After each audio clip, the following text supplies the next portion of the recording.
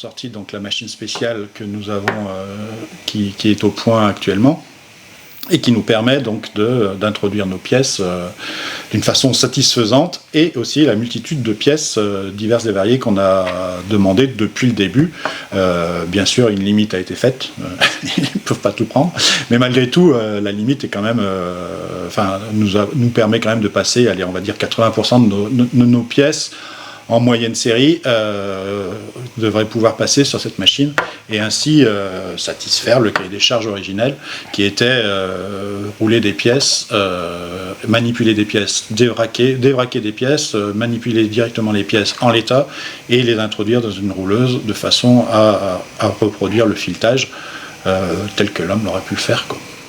Suite à cette deuxième proposition, vu qu'il fallait engager pas mal de manipulation et de réglage, et à partir de là, on a mis en place le NE de façon à étudier un peu plus rapidement tout ce qui est système de changement d'outillage plus rapide, pour aller un peu plus loin dans le réglage de l'outillage, qui soit plus rapide et plus manipulable pour les opérateurs.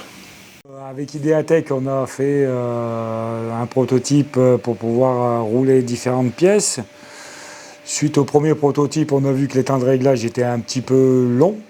Donc du coup, avec mon aide et l'aide d'Ideatech, on a réussi à essayer d'améliorer le réglage d'un introducteur dans notre rouleuse. Et on est en cours de développement encore et pour le moment ça s'annonce plutôt pas trop mal. On a essayé d'arranger un petit peu la phase d'apprentissage. Donc du coup on est passé avec une caméra Kayence, avec des capteurs de position plus précis et qui permettent un réglage plus rapide.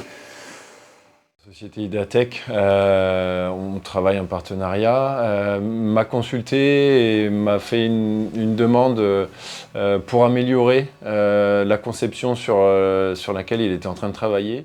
Il souhaitait vraiment simplifier la partie mécanique de réglage, donc il nous a demandé des solutions techniques pour pouvoir proposer une simplification de détection, de mesure, de positionnement. Et le but en soi était vraiment d'apporter une solution qualitative et ergonomique pour le client final, sachant qu'il va passer des pièces qui vont être d'une multitude de formats et la machine va pouvoir s'adapter à chaque changement.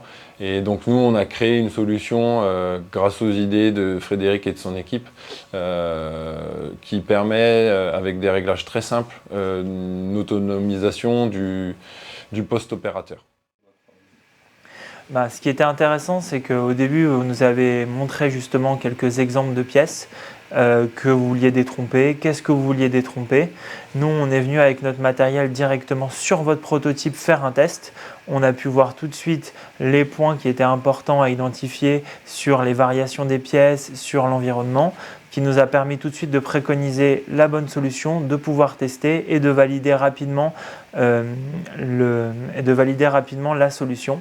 Sachant que voilà, on est parti du coup sur un capteur de vision avec intelligence artificielle qui permet d'être intégré facilement dans la machine avec son format compact et qui permet d'être réglé très facilement par vous et par l'utilisateur en apprenant les pièces bonnes et les pièces mauvaises.